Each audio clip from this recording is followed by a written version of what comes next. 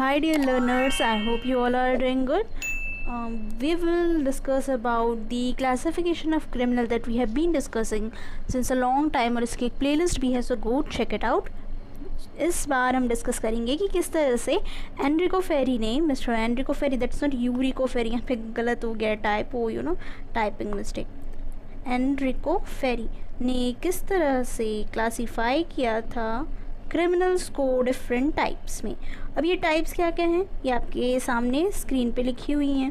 सबसे पहले है insane criminal, then born habitual criminal, by passion और ओकेशनल क्रिमिनल। जल्दी जल्दी हम सारे टाइप को एक एक करके डिस्कस करते चले जाएंगे। ओके, कुछ क्रिमिनल्स के नाम हम उनके जस्ट यहाँ पे जो वर्ड्स लिखे हुए हैं उससे ही समझ सकते हैं कि वो क्रिमिनल किस टाइप का है। इनसेन क्रिमिनल, जिनकी क्रिमिनलिटी इंसेनिटी की वजह से होती है।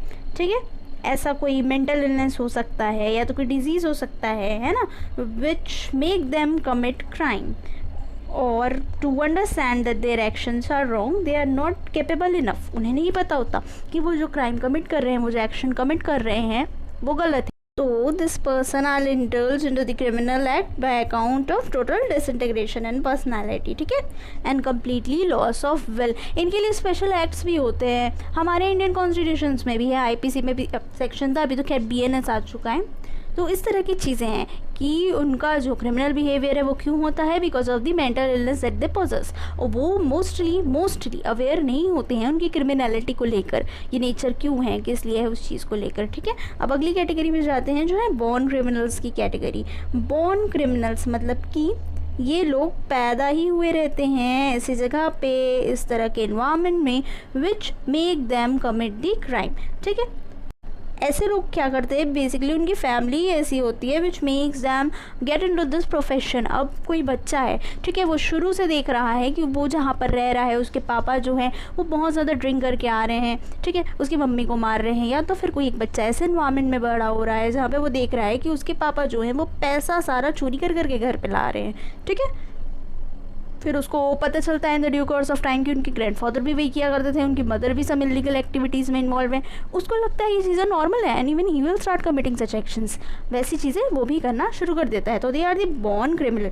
पैदा नहीं होते वो एज अ क्रिमिनल, कोई नहीं पैदा होता, बट कहीं ना कहीं due to the influence of the environment वो ऐसे हो जाते हैं। बाय बर्थ वो ऐसी चीज़ों को देख रहा है और वो ऐसा बन गया है, तो इसीलिए उसे बॉर्न क्रिमिनल कहा जाता है। हैबिचुअल क्रिमिनल्स, इनका कोई ऐसा नहीं होता, हिस्ट्री नहीं होती कि वो इनहेरिट नहीं करते इन क्राइम्स को जैसे कि बॉर्न क्रिमिनल्स कर रहे होते हैं, but due to the influence जो उनको मिल रहा होता है ना अपने आसपास से, अगर जैसे उनका फ्रेंड सर्कल है वो बहुत ही गंदा है, उसमें सब ऐसे ही लोग हैं, सारे के सारे गैम्बलिंग में इन्वॉल्व हैं, सारे के सारे ड्रंक यार्ड्स हैं, सबके सभी टीजिंग कर रहे हैं, तो इस तरह से वो भी सीख जाएंगे, है ना। फिर वो कमिट करते चले जाएगा, अरे उसकी हैबिट हो जाएगी, हैबिट में आ जाएगा उसका क्राइम कमिट करना। For them gambling would be normalize कि ठीक है चलता है, इफ टीजिंग इज़ नॉर्मलाइज, ठीक है करते हैं चलता है, उनको ये लगेगा। ठीक, तो वो हो गए habitual criminals.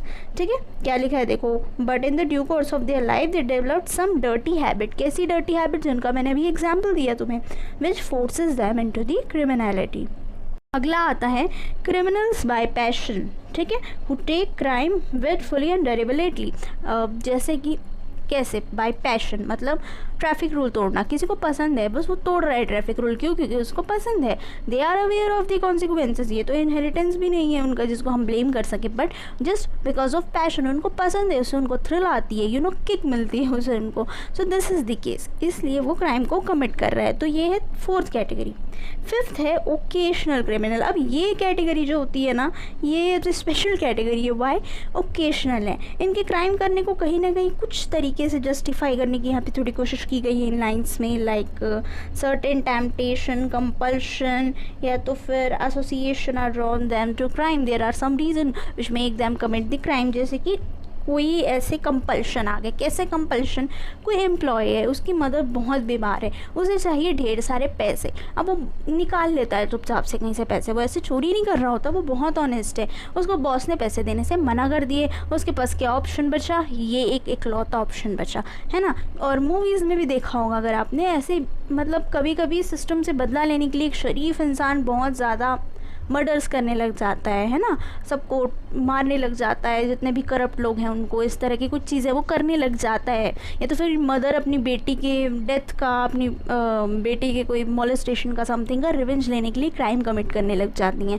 So this are the cases कि how compulsion, how situation made a person kind, ethical, moral value से लदा हुआ ह्यूमन बीइंग अ क्रिमिनल।